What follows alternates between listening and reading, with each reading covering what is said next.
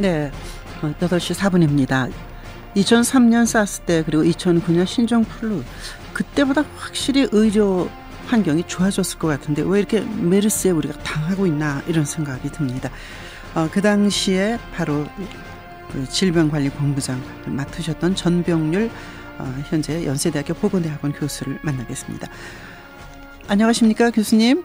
네, 안녕하십니까. 네. 전병률입니다. 네, 전병률 교수님. 그때보다 우리가 확실히 나아지지 않았겠어요?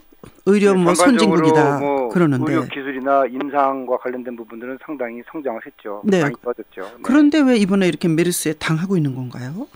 네, 아무래도 우리가 그 질병에 대해서 충분한 준비가 되지 않았나 이렇게 생각을 하고요. 네. 그리고 또 처음에 이 확진 환자가 발표가 됐을 때부터 네. 국민들에게 이 범정부적으로 이 질병에 대해서 우리가 준비하고 있고 앞으로 이렇게 하겠다는 그런 믿음을 제대로 주지 못했던 점이 네. 아마도 국민들에게 많은 신망과 또 불신을 초래하지 않았나 그렇게 생각을 합니다. 홍보 부족, 국민에게 알리는 거, 탁 문 열고 확실하고 솔직하게 딱 말해서 대비할 수 있도록 해줬어야 되는데 너무 안타깝고 WHO에서도 그걸 이번에 지적하는 것 같더라고요. 네, 그렇습니다. 네. 사실 저희가 2009년도에 신종플루 발생 당시만 하더라도 네. 그 세계보건기구로부터 그 4월 마지막 주 금요일날 오후에 네. 유선으로 이 멕시코 지역에서 이런 호흡기 질환으로 인한 사망자가 발생한다는 보고를 받고 바로 다음날 그 총리실 그 국무차장 주재로 네. 관계부처 그 국장급 그 회의가 수집이 됐고요. 네. 그 회의에서 범정부적 대응하는 모습들을 국민들에게 모든 언론 매체를 통해서 알려드렸거든요. 네, 네. 그런 것들이 국민에게는 이게 처음부터 잘 준비를 하는구나라는 그런 믿음을 줄 수가 있었는데 네. 이번에 메르스와 관련돼서는 그런 모습들이 보이질 않아가지고 아마 그랬던 것들이 국민들에게 정부가 좀 대응이 미숙한 게 아닌가 그런 실망을 줬던 것 같습니다. 네, 그런 것 같습니다. 근데 이제 교수님께서 감염병은 심리학으로 시작해 수학을 거쳐 의학으로 끝난다 이렇게 요약해 말씀하셨는데 네, 그렇습니다. 지금 우리의 상태는 어느 단계입니까? 지금 우리가 심리적으로 완전히 지금 황폐해져 있는 상황이죠. 처음부터 우리가 심리적으로 안정을 갖고 출발했어야 되는데 네. 지금 그렇지 못했고요. 그러다 보니까 전체적으로 조사 과정이 지금 우왕좌왕하면서 여기저기서 지금 빵꾸가 나고 네. 또 그러다 보니까 이제 제대로 된 통계가 발표가 되지 않고 네. 그런 상황에서 지금 현재는 이제 환자들을 열심히 진료하는 그런 의학만 지금 남아서 열심히 지금 하는 모습을 보여주고 있어서 네. 그 앞에 두 가지 과정들이 좀 아직까지도 좀 정비가 안 된 것 같아서 상당히 미흡하다고 생각합니다. 진짜 이게 불안 바이러스 먼저 퇴치한다 이렇게 말씀하셨는데 네. 적절하게 대처하고 대응하지 못했어요 지금까지. 네. 거기다가 이제 4차 감염자 이게 나왔다 이렇게 하지 않습니까? 네, 그렇습니다. 이게 지역사회 감염으로 볼 것인지 그 의료 환경에서의 감염으로 볼 것인지 어떻게 보십니까? 네, 일단 아직까지는 이 삼성 서울병원과 평택 성모병원에서 발생된 환자들 중심으로 그 발생 연결고리가 지금 이어지고 있지 않습니까? 네, 네. 그런 면에서 병원 중심의 이 감염 상황이라고 지금 말씀을 드리고 싶고요. 네. 우리가 이제 통상 지역사회 감염이라고 얘기를 한다면은 이 환자가 어디서 감염이 됐는지를 도저히 밝힐 수 없는 그런 상황. 네. 그런 상황일 때 이제 지역사회 감염이 이제 확인됐다라고 저희가 보건당국이 발표를 하는데 네. 아직까지는 모든 환자가 다 병원과 연계돼서 또 네. 병원을 중심으로 병원 내에 있는 환자와 접촉자 그리고 그 가족들 중심으로 환자가 발생하고 있기 때문에 네네. 지역사회 감염이라고 우리가 단언하기에는 아직까지는 좀 시기상조인 것 같습니다. 예. 근데 이제 그 사스나 신종플루 같은 거는 뭔지는 알았던 것 같은데 메르스는 정말 몰랐던 것 같은데 보건당국에서는 알고 있었죠. 예, 사실 2012년도 9월 달에 그 사우디아라비아에서 최초로 메르스 환자에 대한 보고가 있은 이후에 네. 정부 당국에서는 그 초기에 이 대응에 관련된 준비가 있었던 걸로 알고 있습니다. 네. 그러나 이제 그 이후에 에볼라라든지 그런 부분들에 더 집중적으로 이런 관심을 갖다 보니까 미처 메르스에 대해서 사전 준비가 좀 소홀했던 것이 아닌가 하는 그런 개인적인 생각을 가져보고요. 네, 네. 그리고 우리가 좀 어떤 그 해외에서 신종 감염병이 발생되게 되면은 네. 우리 그 담당 공무원이나 학계 전문가분들이 네. 팀을 구성해서 그런 현지에 가서의 어떤 질병 발병 양상이라든지 네. 또 거기에 대한 관리 기법이라든지 그런 것들을 좀 충분히 우리가 사전에 좀 학습을 좀 하고 와야 되는데 네. 그런 부분들이 전혀 없었다라는 점이 이 질병에 대한 사전 정보가 좀 미숙했고 네네. 그러다 보니까 대응하는 것들이 계속해서 좀 엇박자나는 것 같습니다. 예.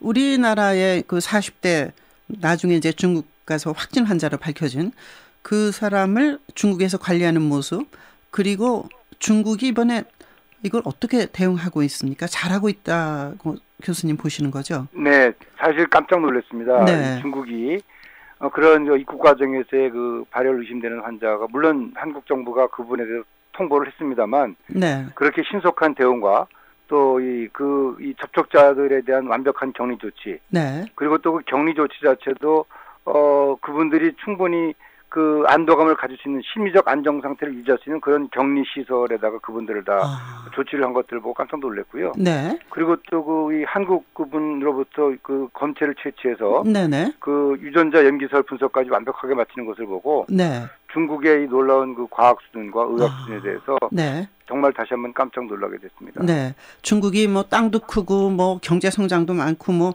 그러지만 어느 부분은 좀 우리보다 떨어졌다고 생각했던 건방진 생각을 이번에 바꾸게 됐는데요.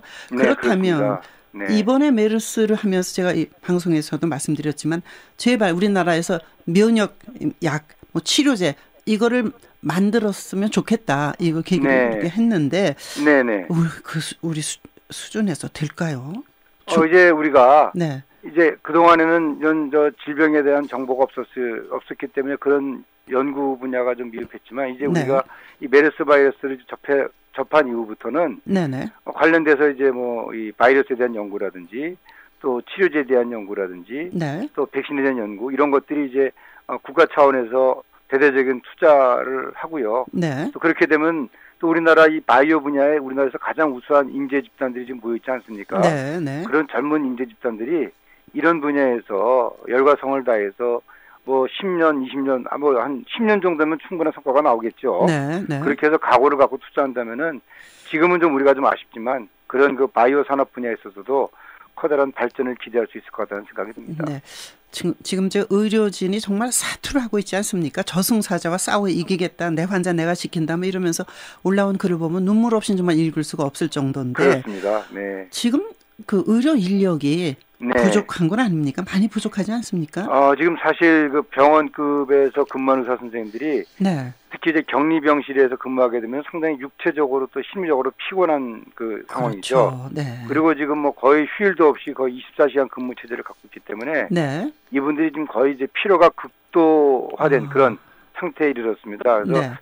개인적으로는 빨리 이거 좀 정리했으면 좋겠는데 또 네. 상황은 또 그렇게 녹록진 않고요. 네. 그래서 우리 이 정부 차원에서 어떻게 의료 인력을 충분히 좀 동원할 수 있는 그런 시스템도 좀 이참에 좀 준비를 해서 네. 그런 이 격리 환자들을 진료하는 의료기관에 의사 선생님들과 또 간호사 선생님들이 네. 국가 차원의 인력 동원 시스템을 가지고 좀 지원될 수 있는 그런 체제도 좀 이참에 좀 정비를 했으면 좋겠다는 생각을 가져봅니다. 네.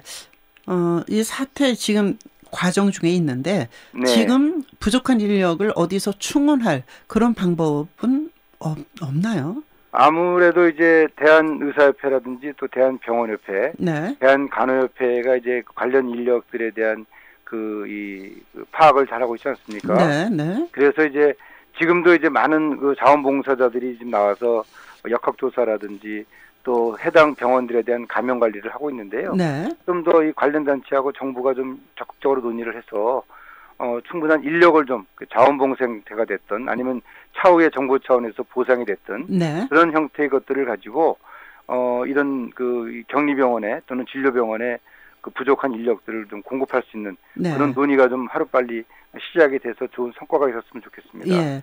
전염병하고 감염병하고는 어떻게 다른 겁니까? 우리가 이제 과거에 전염병이라는 용어를 썼죠. 네, 네. 근데 이제 전염병이라는 용어를 쓰다 보니까 상당히 좀 제한적이고 또 듣는 사람 입장에서 좀 뭔가 좀 공포감을 준다라는 그런 네. 지적들이 많았습니다. 그래서 네네. 전염병보다는 좀 범위가 좀 큰 그래서 이제 감염이라는 용어를 썼고요. 네. 또 그렇게 함으로써 또 국민적 불안감 좀 해소하는 그런 의미에서 법령 개정을 통해서 네. 과거의 전염병이라는 명칭을 감염병이라고 바꿨습니다. 예, 그렇군요. 네. 근데 이번에 또 이제 많이 듣게 되는 게 역학조사라는 거잖아요. 그렇습니다. 네. 그건 뭐고 그 역학조사를 할 수 있는 그 조사관이 지금 인력이 충분한가요? 그분들은 네. 어떻게 훈련하나요? 일단 그 역학조사관이라는 그 명칭 자체가 좀 생소할 수가 있겠습니다만은 네, 네. 우리가 뭐 그 미국 드라마라든지 이런 데서 보게 되면은 범죄 현장에서 뭐랄까요, 범죄 어떤 네. 그 원인을 찾아가는 그런 이 조사관도 있지 않습니까? 네네. 또 뭐 경찰로 치면 수사관이죠. 네. 그런 걸로 생각해서 이 전염병 분야에 있어서의 수사관이라고 생각하면 되겠습니다. 네, 네. 그래서 어떤 사람이 질병에 걸렸는데 그 질병의 어떤 의심되는 증상이라든지 네. 또 잠복기라든지 또 그 어떤 사람들과의 접촉이 있었는지 네. 또 그런 그 감염원은 무엇인지 그런 것들을 종합적으로 이제 분석하는 그런 역할을 하는 분이 네. 그 역학조사관입니다. 그 우리나라에서는 인력이 얼마나 돼요? 네. 예, 우리나라에서는 현재 네. 질병관리본부와 또 시도에서 의사 선생님 34명이 지금 배치가 돼 있는데요. 네. 이분들이 사실 지금 전부 다 공중보건 의사들입니다. 쉽게 말하면 이제 군대 대신에 네, 군역하시는 네. 복무를 하시는 3년 동안 의무복무하시는 분들인데 물론 다 전문 의사들이고요. 네. 제가 이제 처음에 한 2달 정도 교육을 시켜서 이분들을 발령을 내는데 네. 아무래도 이제 절대적으로 인원수가 부족하고요. 네. 또 이분들이 이제 장기적으로 근무를 하지 않고 계속 그렇죠. 이 순환 근무를 하기 때문에 네. 전문성이 축적이 되지 않습니다. 그런 면에서 좀 더 장기적으로 이 업무를 할 수 있는 그런 정규직화된 그런 공무원이 필요하다는 생각을 갖고 있고요. 네, 네. 사실 수사관을 만약에 경찰에서 네. 그 정규직 그 경찰 공무원이 아니고 의경을 쓴다고 하면 그 수사가 제대로 되겠습니까? 네. 그것하고 이제 비슷한 이해가 될 수가 있겠습니다. 그러니까 이 분야 이번에 이제 이 사태에 정말 보충하고 해야 될 분야가 바로 그거란 말씀이시네요. 그렇죠. 그런 네. 기본적인 조사를 하고 네네. 그 조사 결과를 또 분석을 하고 네. 또 분석된 것들을 또 외국의 어떤 여러 가지 문헌들하고 비교를 하면서 국내 현실에 가장 맞는 그런 그 질병 현황 자료를 만들어내는 네. 그런 분들이 역학조사관인데요. 지금 전혀 그런 역할들을 할 수가 없는 그런 상황입니다. 왜냐하면 절대적으로 숫자가 부족하니까 이분들이 다 지금 화재 현장에 나가서 불 끄느라고 정신이 없어요. 그렇죠. 네, 그런 문제가 있습니다. 예, 참 우리나라 의료 선진국 맞습니까? 이번 사태를 보시면서 정말로 보완하고 고쳐야 될 것이 뭔지 말씀해 주십시오. 네, 사실 우리가 그동안에 의료 한류다, 또 의료 관광이다, 또 병원 수출돼 해가지고 많은 그런 움직임들이 있었는데, 네네. 사실 가장 중요한 우리 감염병 관리와 관련된 이건 국가 안보하고 똑같은데요. 그렇죠. 네. 그런 부분들에 대한 절대적인 인프라. 네. 사실 국민들은 그런 걸 잘 몰랐죠. 네. 근데 요번에 이 메르스를 겪으면서 우리가 이런 부분에 대해서 그렇게 투자가 안 됐었나? 네. 우리가 그렇게 뭐랄까 좀 창피한 그런 모습이었나? 네. 그런 것들을 온 국민들이 다 알게 된 것 같아서요. 네. 저희 정부 당국이 이런 부분들에 대해서 앞으로 네. 국민들을 좀 안심하고 네. 또 생명에 대한 어떤 존엄성이 유지가 될 수 있도록 하는 네. 그런 노력을 한층 더 해줘야 된다는 그런 생각을 갖게 됐습니다. 네, 오늘 정말 귀중한 말씀 주셨습니다. 고맙습니다. 네. 네. 전병률 전 질병관리본부장 현 연세대학교 보건대학원 교수로부터 말씀 들었습니다. 그렇습니다. 경험을 축적해서 미래를 여는 지혜로 삼았으면 좋겠습니다. 세상을 연다 박찬수입니다. 여기까지입니다. 내일 아침 7시 여러분 다시 초대합니다.